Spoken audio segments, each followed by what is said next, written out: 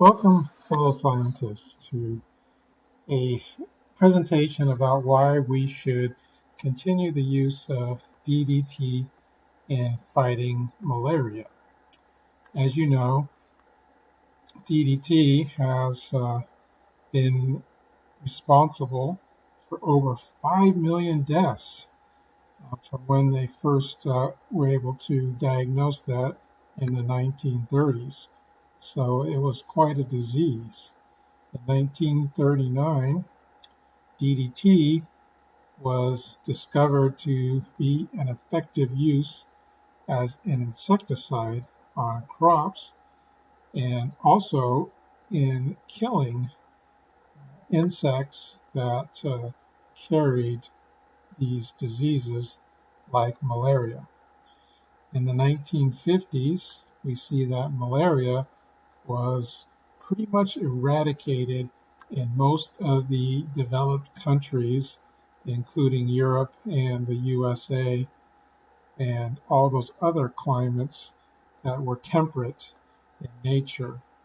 It still was a very difficult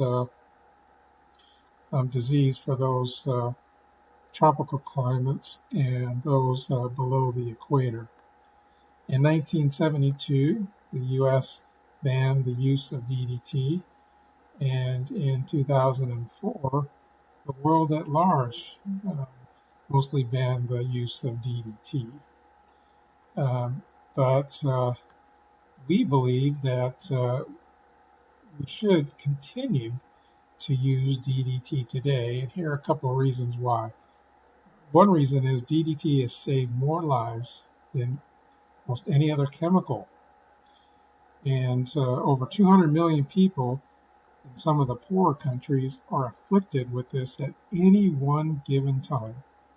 And this causes tremendous stress on the economy and the country's infrastructure as a whole. We've shown that with the use of DDT in bed nets, we can reduce the deaths by over 50% due to malaria. And DDT has been shown to be safe in clinical trials in India and has been shown to be one of the most successful ways to eradicate malaria, especially in those temperate climates that we discussed before. I think that one area that we can really improve getting people to know that DDT is effective is through education.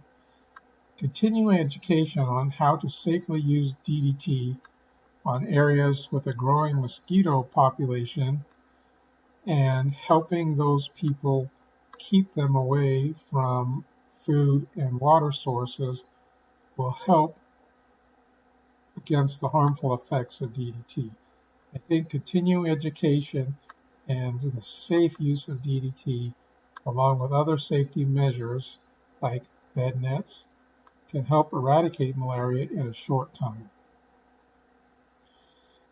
Let's talk about what the science says today about malaria. Almost 30 years ago, wide indoor spraying with DDT and other insecticides to control malaria were phased out. But now, the WHO is recommending, that's the World Health Organization, the use of indoor residual spraying, not only in epidemic areas, but also in areas with constant and high rates of transmission of America, which includes all of Africa. Also, the scientific and programmatic evidence clearly supports this reassessment.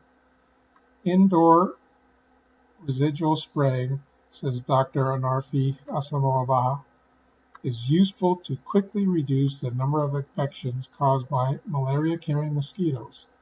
Indoor residual spraying has been proven to be just as cost-effective as other malaria prevention measures, and DDT presents no health risk when used properly. Evidence from countries that continue to use DDT show that correct and timely use of indoor spraying can reduce malaria transmission by up to 90%.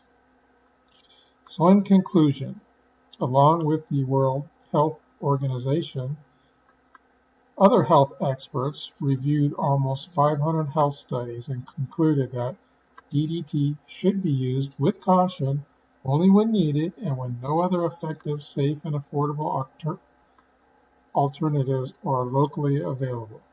But the reason it should be considered is because of its low cost and effectiveness.